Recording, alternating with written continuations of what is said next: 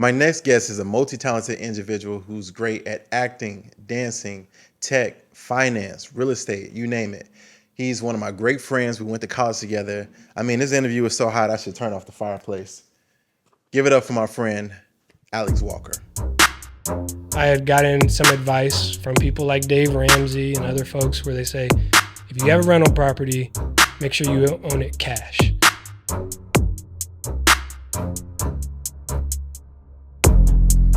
Mr. Alex. Tony. What's up, man? I'm good, man. How about yourself? I'm good, man. Thank you for doing this, being on the Chocolate Broker. The Chocolate Broker, man. I appreciate it. I was thinking, okay, if you're the Chocolate Broker, I'm not a broker, I'm a real estate agent. Yeah. Like, what could I be? And I could be the caramel broker, but I feel like that's played out. That's what all caramel. That's what all light skinned people use. Yeah. So I actually asked ChatGPT what I should try. Okay. And all I can say is, like, I think we need a better version of ChatGPT. Let me just pull up what they recommended. They gave me 3 other recommendations. Really? Okay.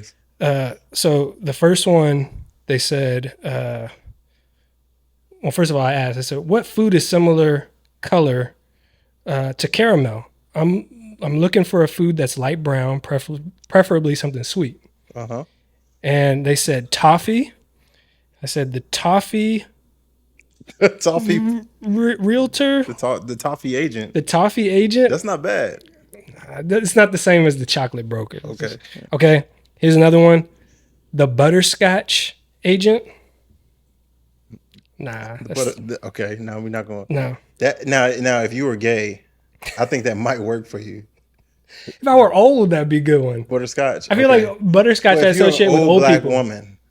There you go. Butterscotch agent, maybe. I'm the butterscotch agent. Chocolate.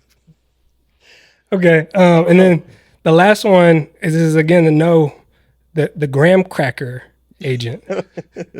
It's just I was like, man, I'm gonna let you keep that title. You do have some white people in your family somewhere. Yeah, I do. Might be able to. I don't know if this is gonna make the interview, but anyway, nevertheless, you are agent. Why don't you tell us a little bit about how they came to be? So it came to be, as you know, we have a lot in common starting in college, going into our careers after college. So we both went to UT, Hookham, right? Yeah, absolutely. And then we both were the same major, right? Film majors. And then my first job out of college was the same job that you had while you were in college and after college, working at T-Mobile, right? And then eventually you went to AT&T. I went to AT&T. I was just like, let me just follow Tony and just see what he does. Well, you left AT&T. I left a year later. And when I left, I didn't have another job lined up. It was the first time I didn't have another job ready to go. Yeah. I didn't know what to do, and I remember hitting you up and being like, "Hey, Tony, what are you doing right now?" And you told me that you had just gotten your real estate license and you were working in real estate. And I said, "Okay, I'm gonna go ahead and try to do that as well." He hasn't led me astray yet, so I got my my license while I was still applying for other jobs. I ended up finding my next job within a month or so, but I still went along and got my license. And really for the last 9 years, it's just been a part-time, not even like a part-time job. It's more just like another thing that I do on the side. It's another stream of income. Another stream of income, exactly. Yeah. So I've recommended a lot of people, even if you don't want to take real estate serious as a real estate agent, knocking on doors or doing cold calling and stuff like that, just get your real estate license just so that when you get your home, or if a friend or family member wants to get a home, you can get paid off it, with a nice commission just for having your license. I'm telling you, it's something that's underrated, and it's helped me in a lot of ways. Like, one, it's been that additional income, but it's also saved me a lot of money as I've bought houses for myself. Yeah. And I can represent myself. That's true. And I actually know what's going on. It's gotten me to be better at reading contracts, whether it's real estate contract or any other type of contract. You start understanding like the jargon and the lingo that lawyers use or legal people use. Right. And so it's helped out in a lot of ways beyond just additional income. Yeah, 'cause saving money is making money too. I don't know why people neglect that. It's like, well, you save 50% by buying this. Well, if you don't buy it at all, you save 100% of it. Yeah, So it's like just don't buy it at all unless you really need it. You know. exactly. So yeah, that's a big one. Saving money is making money too. Yeah. Now you're into what? What do you do now? So now I'm in enterprise sales for a tech company. Okay. And I've been doing that was the job that I started doing when I Enterprise sales became for a tech company. Do you feel like working at T-Mobile prepared you for that role in any type of way? T-Mobile, definitely, AT&T. definitely. Yeah. So when I first started working at T-Mobile, Yeah. I was doing what you were doing, where we were in a retail store, retail sales, right? So people would come in, and you had to right fit them with the right phone or right plan, Right. and it really taught. I feel like taught us the basics of sales, like understanding what someone needs, like what they're challenged with, and what they're trying to accomplish. And you're basically a guide helping right fit them with something that's going to solve their problems, right? And I Absolutely. think whether you're doing retail sales or you're doing enterprise sales, you're working with large organizations, and you're working on large contracts or deals that they're doing. Some of those same basic principles apply, where you want to make sure you really understand what their challenges are, Hmm. and you want to be a value add in helping them solve the problems that they have. Hmm. And so, even from the beginning, working at T-Mobile, I take some of those same principles and apply it to what I do today. Absolutely. Learning how to listen, Yep. listening to understand, not listening for your turn to talk. Yes. Adding value to that person and just providing a complete solution Yep. for that client.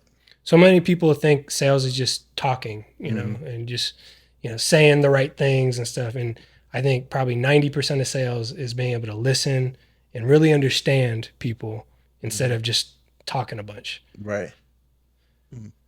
And then I feel like that is a good transition to go into relationship talk, like Okay. listening to understand. Do you feel like you apply those same principles in your marriage? Absolutely. Absolutely. Yeah. It's critical. It's even more important probably in relationships than Mm-hmm. even in the business world, Why is that? because you want to your partner definitely wants to make sure that they're heard, Mm-hmm.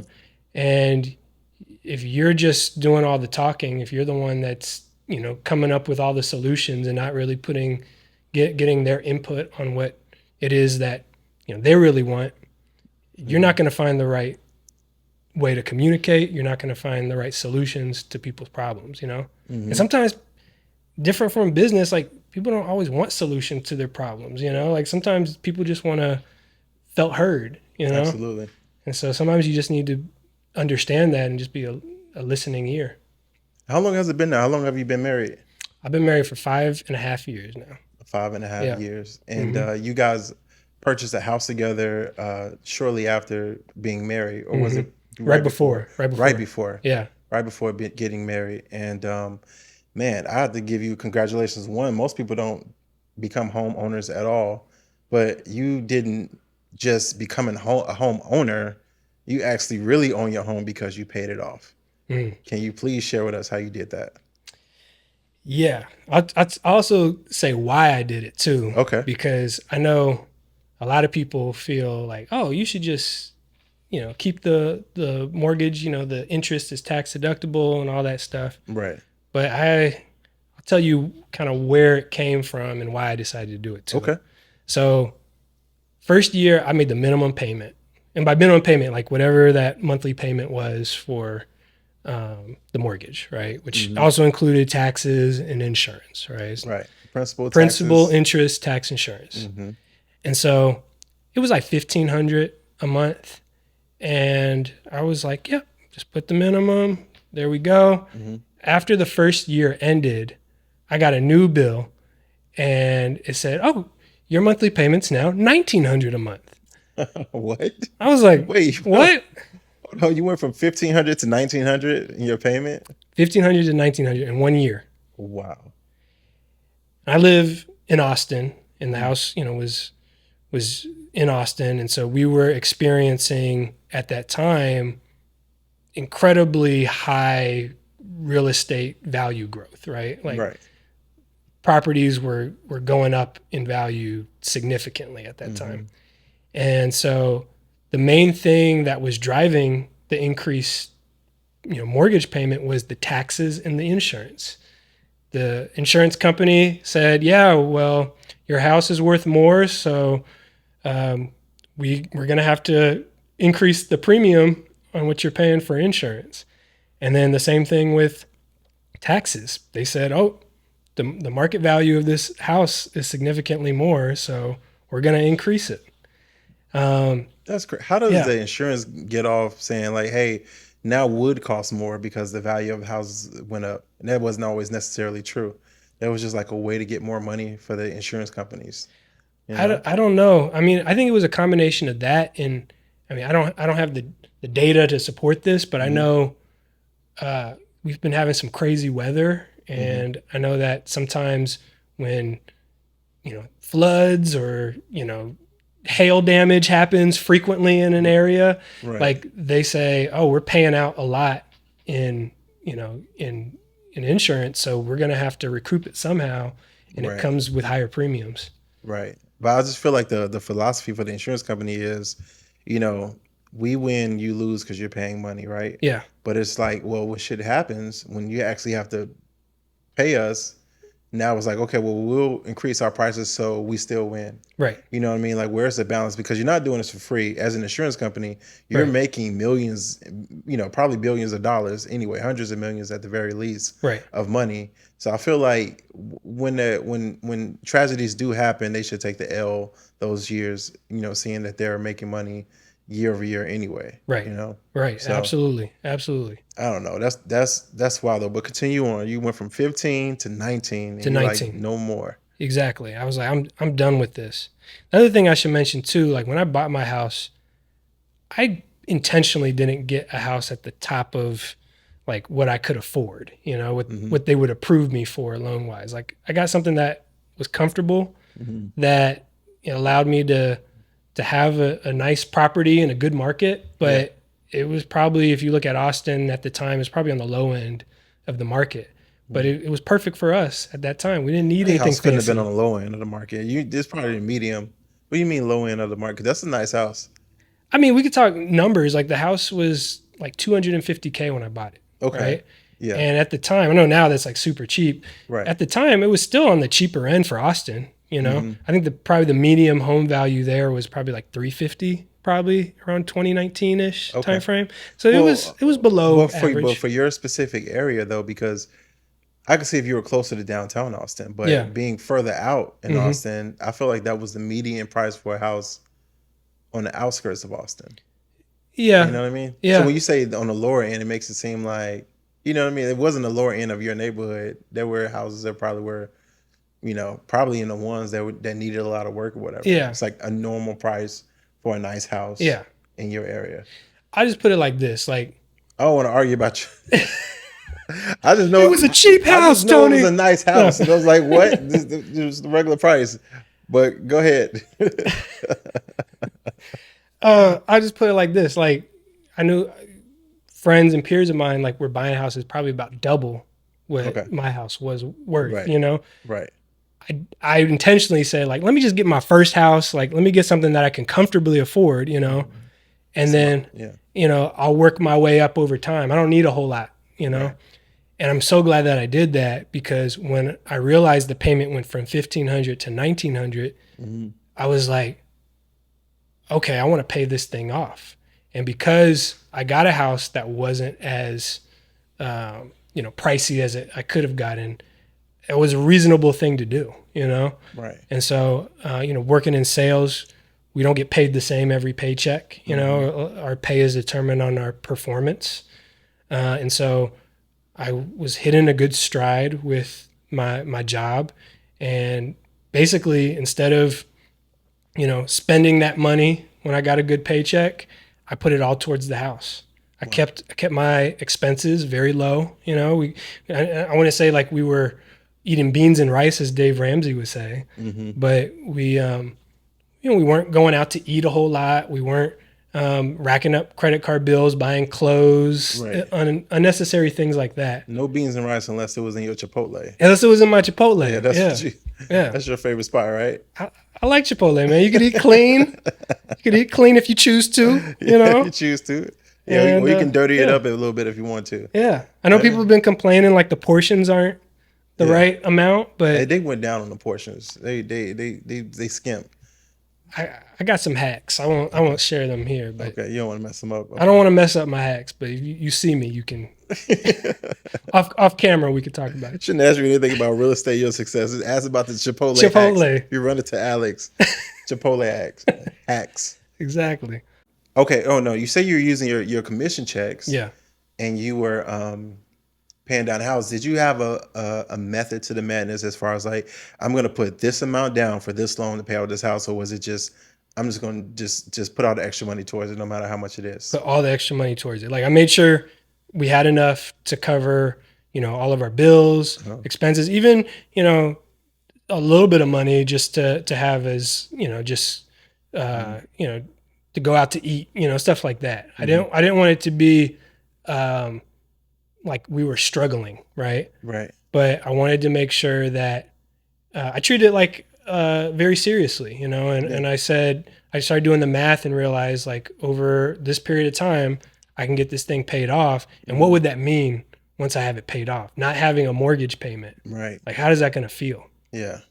Good. And really yeah, good. that was the motivation. That was definitely the motivation. Mm-hmm. So yeah, I did it. And I have no regrets.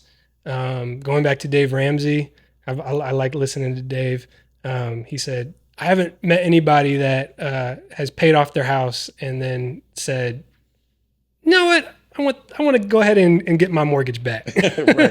Right. So yeah. You knocked that out. Yeah. Wow. Okay. And how long did it take you to do?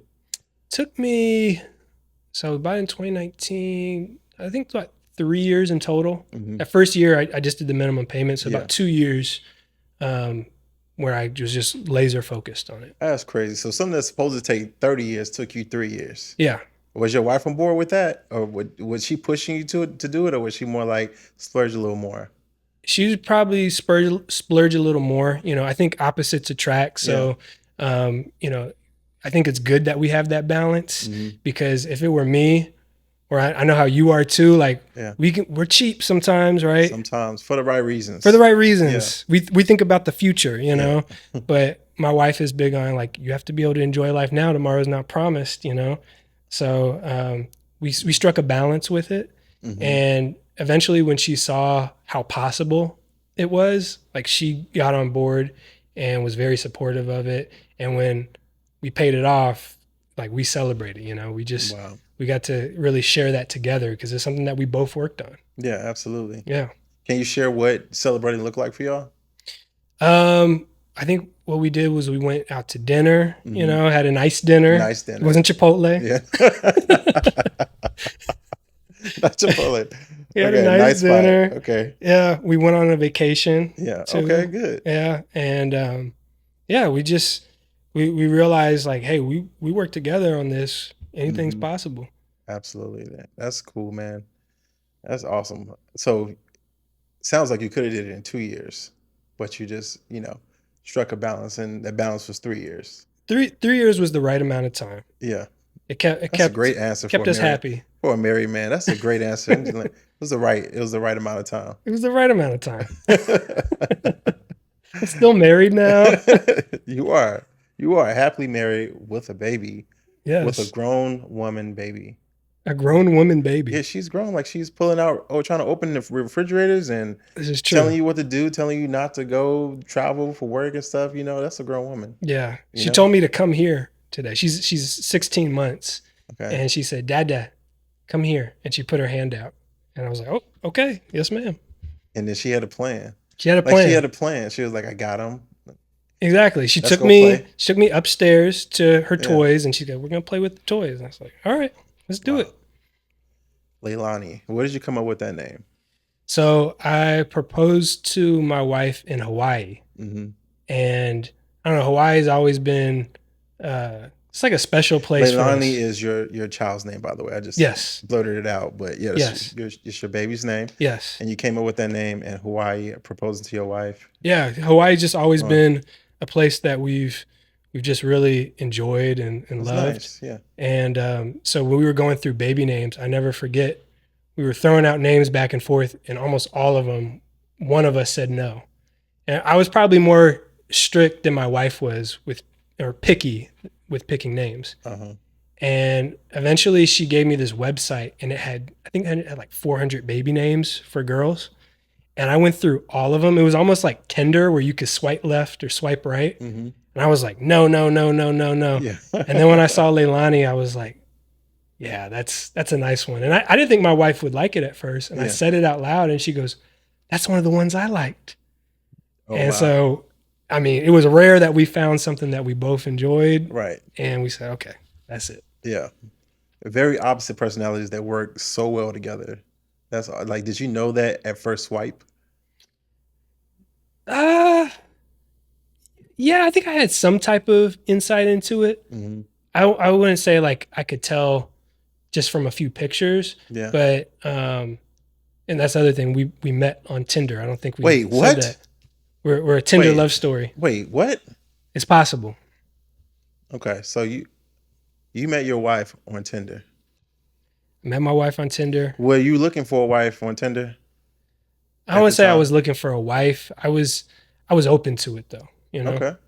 I honestly, realistically, I didn't expect to find anybody on Tinder. I just felt like it was one of those things where, oh, let's just see what it's like. It was Yeah. I think I've been doing it for maybe like a month, Yeah. and I was honestly about to delete it when I swiped right and found my Yeah. wife. Yeah. Yeah. And you would have been right to delete it for sure. Yeah, Yeah. I think I actually did delete it after we had connected, Mm-hmm. and I said I messaged her. She was the only person I messaged on the app that I connected with, and I just said like, hey, I really like to get to know you better. If you're ever in Austin, let me know, because that's the other thing. She was in Houston, Mm-hmm. and I was in Austin, and it just so happened that a few days later, after I deleted the app and everything, she happened to be in Austin, so we connected that way. Wow. Yeah, That's definitely a love story. You found love in a place where people generally don't go to find love. yeah, And also it was a long distance relationship. yeah. How did it come that you guys actually were united to be in the same place? So we did the long distance for I guess a year and a half, Mm-hmm. and she had always been upfront with me Mm-hmm. that I would need to propose before she was gonna relocate, and I understand that. I understood it, and here's the thing: like when you do the long distance within reason, like if you do the out of state long distance, Mm-hmm. that's really hard, Yeah. But if you do in state, especially if you're like 2 hours, maybe even 3 hours away Yeah. from somebody, it's honestly really fun, because you get to take turns going to different cities. You might be on the road or, Right. Traveling once a month. And then when you get to that, see that person maybe for like a weekend or something, Mm-hmm. like all your calendar is blocked off just to be with that person. So Was there a lot of phone communication? tons of phone communication. Yeah. Mhm. One of the ways I knew like, hey, this is something special here is we were, just talking on the phone one night, and I was on the phone probably from 10 o'clock till about 5 in the morning Mm-hmm. when I was supposed to meet up with my friend to go work out. And I was like, if I could talk to someone an entire night without sleeping, like definitely got some chemistry there. Right. And we did it. I to this day like to be proud of the fact that I did go to my workout Mm-hmm. on no sleep, You did. and then I went to work after that. I don't know how I did it. I probably couldn't do it today, Yeah. but yeah, I was like, this is something special. That's good, man. That's a love story for sure.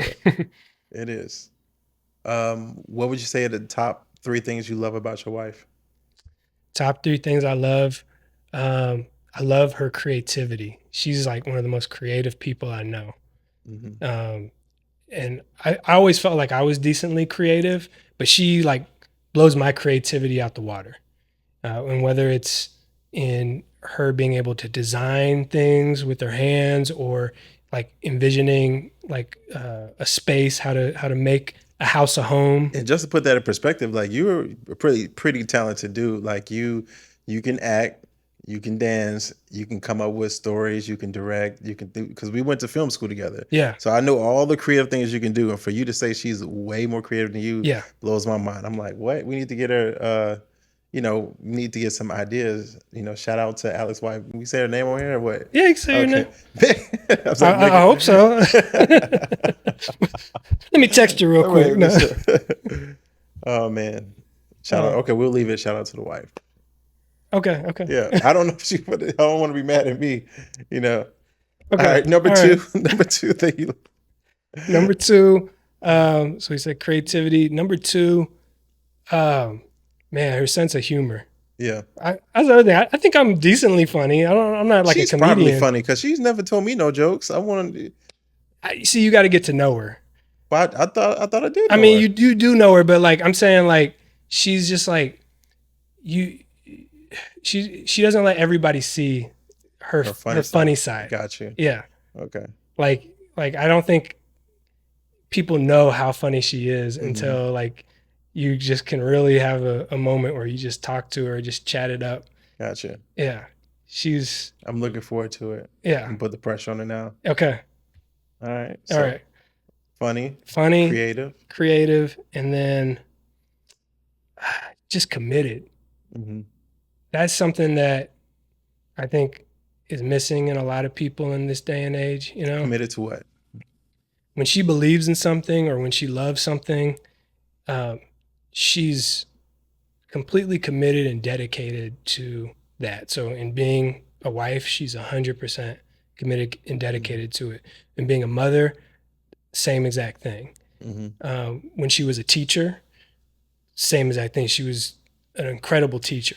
Mm-hmm. And so she has this personality where if there's something that she values highly, or she loves something, or she's passionate about something, she could go into it on a level that I can't even put that type of focus into anything. I think I'm kind of a balanced person. Mm-hmm. She's going to be the one that's going to be 100% dedicated to this one thing. And I think that's what makes us a great team, because we have that little bit of difference. Mm-hmm.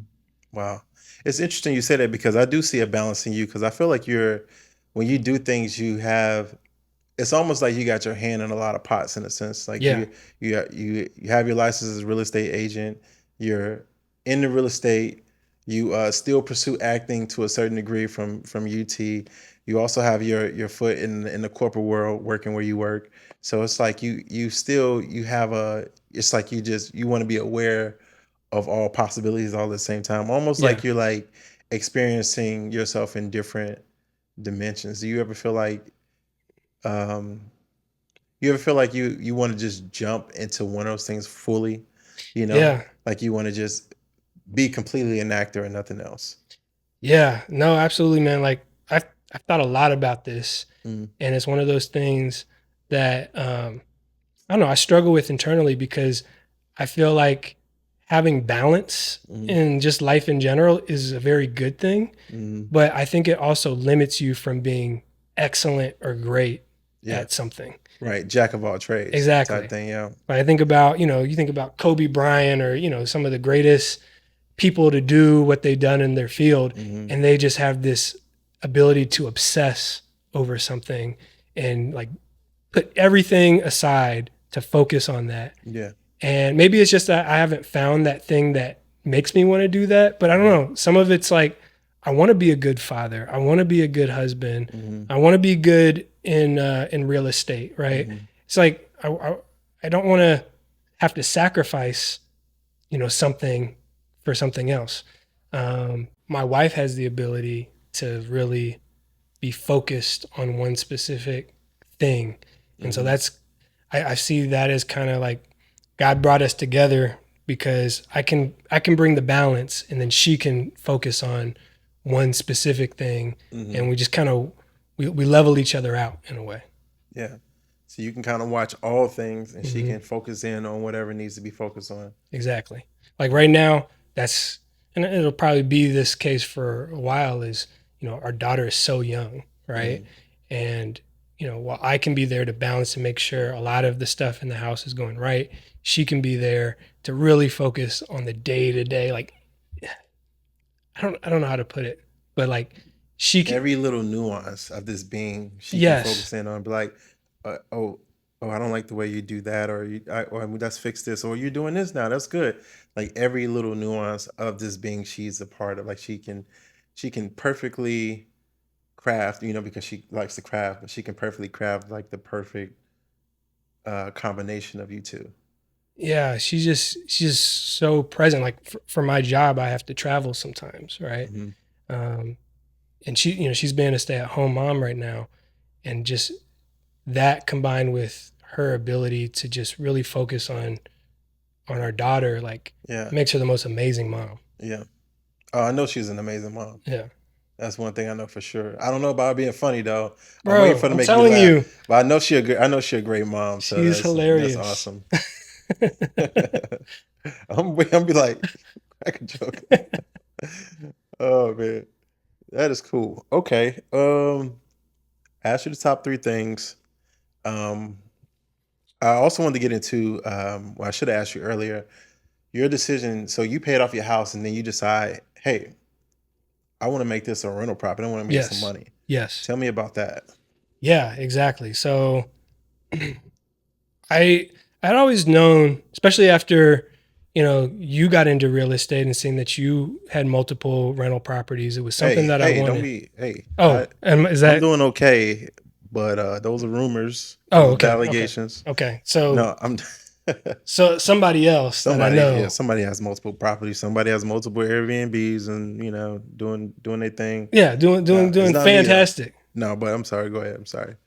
Um, but yeah, just there's so much content online talking about, Hmm. rental properties, all the Yeah. finance gurus.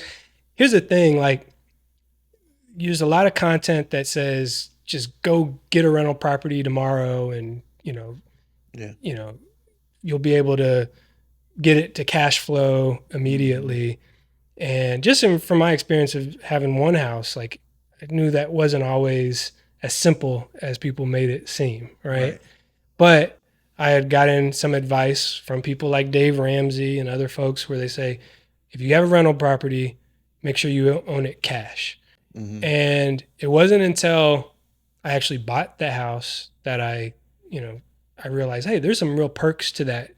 A lot of real estate people don't factor in risk, right? Yes. It's one thing, Almost none of them do. yeah.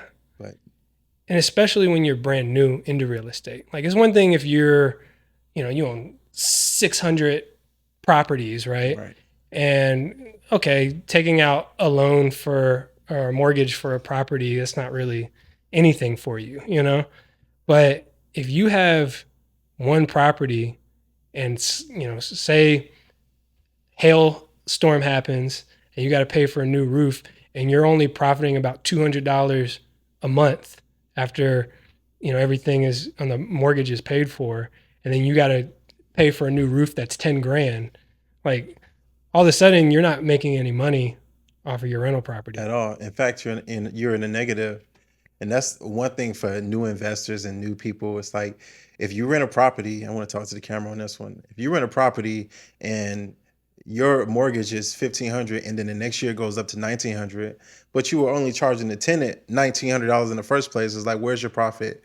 You have no profit at that point, and you get into the negative because you have maintenance costs, you have repairs, you have taxes and insurance that goes up, all types of things. So you have to consider the risk involved as well, because a lot of people don't think about that Yeah. risk factor, and which you experienced it in real time, going from $1,500 to $1,900 payment simply because taxes and insurance Yep. increased, Yep. and you had no say so. Absolutely. The other thing that I haven't mentioned too is, in the time that we lived in that house, I feel like almost, knock on wood, almost anything that could go wrong did go wrong. Hmm. But because, Like um, what? Let's break oh, that let's down. list it. Let's So list it. we talked about hail damage Hmm. earlier. We had to replace the roof Hmm. because of hail storm. Hmm. We had Foundation. foundation Yeah. issues. That was the most expensive and biggest headache out of all Hmm. of them. I had to do that. Um, We had AC go out Mm-hmm. completely. I had to replace the entire unit. Um, we had some of it was, our decision. Like we remodeled the kitchen Mm-hmm. and went through the dealings of multiple contractors with that. Right. The ceiling, the cabinets, the floors. Yep. Yep. The island, Oh, that's the other thing. We the had bathroom water floor. damage. We had water Yeah. damage Mm-hmm. happen, and so we had to replace the floors completely. Um, yeah, like a lot of things. Oh, also the deck. We had a deck on our house, and the wood started rotting. We had to get that replaced. Mm-hmm. Fence had to be replaced. Yeah. Like everything, almost everything. The one thing that hasn't changed, hasn't broken yet, is the water heater. But I'm sure I might get a call any minute now Yeah. that might be something. But I feel like I'm in a way, I'm just kind of grateful that I had to go through the process of dealing with contractors and figuring out how much stuff costs, like what could go wrong, because now when that stuff happens again, like I'm better prepared for it. Mm-hmm. And this house was almost like a training ground where I've learned the stuff that could possibly be an issue. Yeah. So anyways, going into making this house a rental property, first thing when we moved out, we didn't have a tenant already ready to go. And this was last year Mm-hmm. when the Austin market started to cool down a little bit. Mm-hmm. And it took us a couple of months to find somebody. And here's the thing, like, because the house was paid off, I didn't have a mortgage. Yeah, I still had to pay property taxes, and insurance, but I wasn't at a point where I was just stressed out every single day, as I was waiting on finding a tenant. Yeah. And so that's one of the great things about Mm-hmm. having it paid off. Right. You never know. I told you this the other day. So the tenant that we did find eventually, they signed an 18-month lease. They only did 6 of the 18 months. Mm. And so right now it's vacant. Not ideal, right? Like it was really nice to have that rental income coming in, Mm-hmm. but this is the type of stuff that could happen. Yeah. And so if I had a mortgage right now, I would be a lot more stressed than I am right now in trying to find that tenant. And this is why you get a deposit. At least you have a month, of income coming in, like Yeah. for that property. Exactly. Yeah. And I'm glad that it's vacant in the summer where most families move, because there's a lot more people that are looking for a property. If you're in Austin, you need a house. Yeah.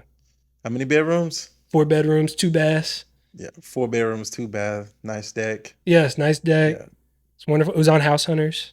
it was on. That's right. We were on House Hunters. We were on House I Hunters. didn't even bring that up. That's crazy. Yeah. I don't know what streaming service it's on, but people have told me it's somewhere. You had an episode number? So many episodes. I don't know. I know Probably it's like Dallas, 50,000. Dallas Oasis, Yeah. I don't something know. like that. Okay. Well, yeah, that was fun being on House Hunters with you. I appreciate you letting me be your realtor. Yeah. That's what's up. Yeah, that was fun. That was really fun. So one of the things that a lot of people don't know that they could do if you are really just wanting to pursue real estate part time, is be a referral agent, right? Mm-hmm. And it basically encompasses you maybe finding a client that is looking to buy or sell a property, and instead of you necessarily being the one to walk them through every single step, you can work with another agent. You guys decide on a split that makes sense, and you can go about the business that way. That's what I do sometimes, especially if I know people that are looking to buy and sell. I can connect them with the right agent. And So that's they can another do stream of income. If you have your real estate license, you don't have to do any legwork. You can just do referrals and make money that way. Exactly. Okay. Yep. That, and then another thing that people don't know about, I've had most of the time I've had my license, my brokerage has been mainly focused on apartment locating, and so instead of transacting on homes, it's more so working with apartment complexes to find fill vacancies that they Hmm. have, So someone's looking What's for, usually the commission split on something like an apartment? it varies. It varies. Anywhere from 50 to 100% is probably normal. I've seen it as high as 150%. Okay. Kind of rare when it gets that high, but especially if it's a brand new apartment complex, they don't have anybody there. A lot of times they'll offer something where it's 100% or 125% of the first month's rent. That sounds pretty cool. So if Yeah, somebody gets a $2,000 apartment, as an agent, you stand a chance to get 1,000 to 2,000 bucks just by referring somebody to this apartment. And exactly. it's even better if you already know the apartment complex, so you can kind of sell it before it's even sold. Like Exactly. you know people are gonna like it. Exactly. Yeah. You start to get a feel and understand like, hey, these are the really nice apartments, Hmm. in different ranges, right? Like there's some really high end apartments that Hmm. you'll refer people to that are in that budget range. Yeah. If you want something that's more affordable, like you have these apartments that you can go to, and the good thing about apartment locating is it's not as big a uh, paperwork, legal work that you have to do with contracts when Hmm. you're the agent, right? You're more so just right fitting them, making sure they're finding the place that they want, and then the apartment complex takes it from there. Right. Okay, that's pretty cool. Yeah, So you still doing apartment locating to this day? You still do it? I still do apartment locating. Hmm. I still And you still do am a referrals? referral agent. Yep, and Okay. that's primarily how I utilize my license now. And then when I buy and sell real estate for myself, I represent myself to save myself some money doing that. Man, Yeah, I don't remember you always being this business minded at UT. Were you always I this business wasn't. minded? I was more creative, like you were saying. I was a You were. film student. Yeah. I don't know if I could tell the story without you getting in trouble, but you know, me and Alex, we used to talk. Remember, we used to just have our conversations and talk, and then we would just go outside or wherever we were, cafeteria, wherever it was, and then all these women would just always run up to you and just scream your name just out of the blue, Alex, Alex, Alex, and, like all the way across the campus. He'd be like, "Oh, hey, Melissa," or "Hey, blah blah blah blah blah," and I'm like, "This is when I first got there." Yeah. You look like you don't know what I'm talking about at I all. have no idea what you're talking about, man. This is okay. That's that I have Mary. no That's that idea. memory. But I when have I no first idea. when I first got to UT, we initially became friends. We talk. We just chop it up. Just talk all the time. Hmm. Whenever we would go outside, anytime the sun was outside, it was us outside. It would always be random girls that would walk up all the time. Hey, Alex, and just talk to you for a second. They're probably holding their books. Hey, Alex. Da, da, da, da, da. I was like, Alex, are you with her? Like, no, that's just Sarah. That's da, da, da, da, da. I was like, oh, okay. And it would happen like in increments of every 7 to 10 minutes. Like if we were walking somewhere or whatever the case was, you have no idea what I'm talking about. I don't remember any of this, man. I'm Oh sorry. my God, what? Yeah. If you say so, I mean, I don't know. Okay. Well, yeah. That was definitely a good time at UT. You kind of showed me that you kind of showed me like the different type of like me coming from Chicago and the type of women there a little more rough, a little more like not as friendly or whatever. Not as I, friendly I as took it Texas. I took it as like always like flirting. Yeah. Like because just the way they were in your face. I'm just like, you don't just be in a werewolf face like that and not get bit. You know what I mean? Like you just you don't. You just don't. So I was shocked. And I would ask you about it. And you're like, oh no, that's such and such. That's just such and such. I'm like, she likes you.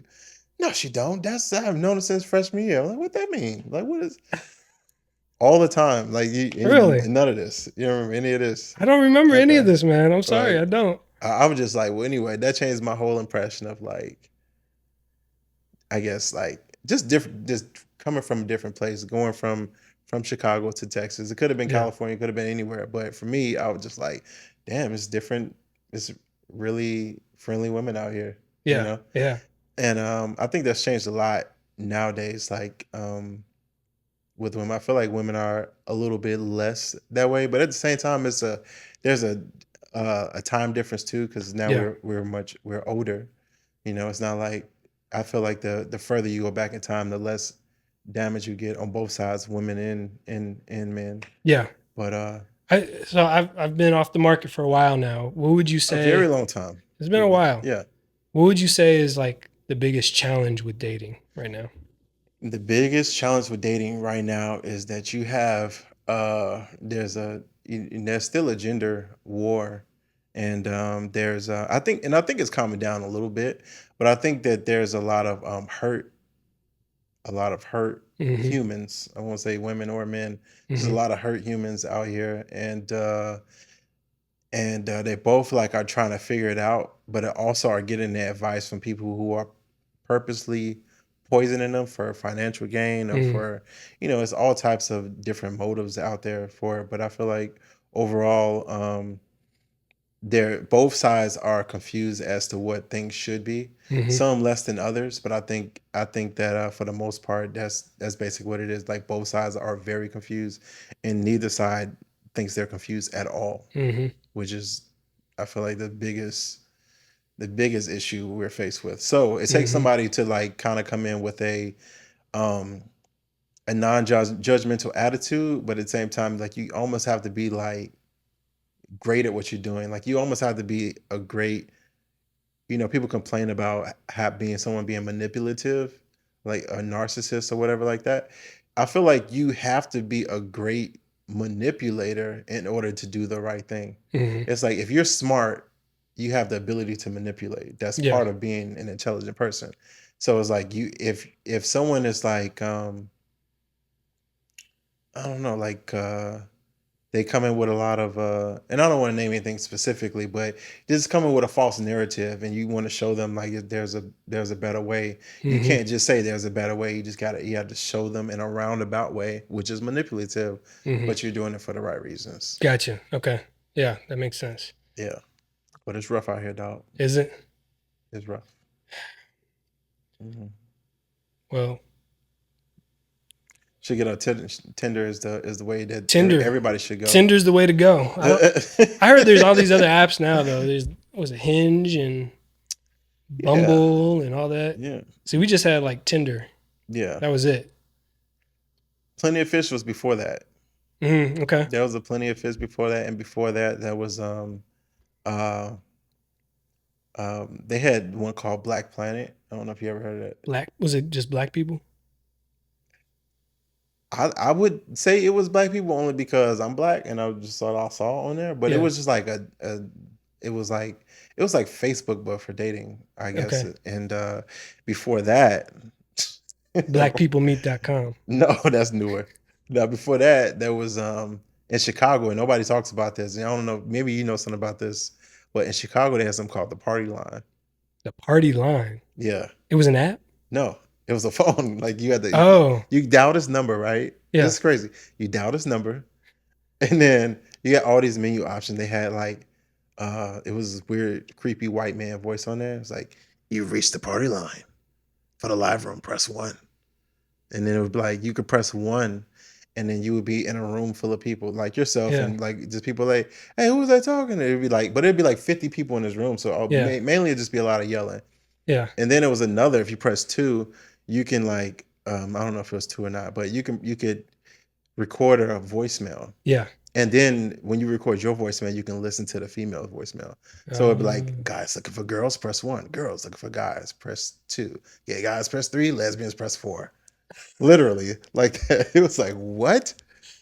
And so you would press, okay, guys looking for girls, and you record your voicemail. And then it might as well be like, yeah, what's up? My name Tony. I'm six, whatever, dark skin. I got dimples. The girls say I look like Mace. That's in the 90s when Mace and Puff Daddy on it was hot. And then because they couldn't see what you look like, right? So you just describing yourself. Yeah. And then so you would record, and then you just listen. My name's Shaniqua, and I'm Taffy, and we're looking for blah blah blah. Like it'd be like two girls talking, like, okay, they're friends, they're blah blah blah. And then if you match with somebody, like, yo, you're matched with Taffy, and they're like 342, say hello. And I'm like, hello? Oh, hey. And it's my dad just hang up on you. That will happen like so much, so you just get hung up on. But then sometimes you would just Man. have these conversations, Yeah. and then you would just exchange phone numbers at some point, Sure. and then you meet up at some point. Hopefully it wasn't a catfish. So did you ever? I was about to ask. Did you ever like connect with someone and meet up? We were like teenagers, but but me and my friends would definitely meet up with girls from time to time. Did you and it get was catfished or no? um it's hard to honestly, I don't remember ever getting catfished at that point, which is crazy because you had this perfect opportunity to catfish somebody. Yeah. So nah, I don't think I ever got catfished, but you do run into a situation where it's like, oh, I'm going bring a girl for my friend, Yeah. and then that girl is like not what was described, So you so you get those situations, Okay. Yeah. but yeah, that was something. And I was talking to my boy about this the other day. He was like, "Yeah, nobody. I think that was just a Chicago thing because nobody know about the party line." But I never heard of the party line. I've yeah, lived a lot of different places around the yeah, country. So yeah, it's a real thing. I don't know if it's still interesting. going on, but it was very interesting. Well, look, I'm glad you came on, man. Coming Yeah. on the Chocolate Broker, I really appreciate it. Thank you But for I have having to me. say this: if someone is looking for a house or an apartment in the Austin location, Hmm. how can they reach out to you? Reach out to me. My email is alexw@austincityrealty, Mm. or you can reach out to me on Instagram. My Instagram is Walker Texas Ranger 06. So yeah, hit me up. I'll be happy to help. Okay, cool, man. Appreciate it. Yeah, thank you.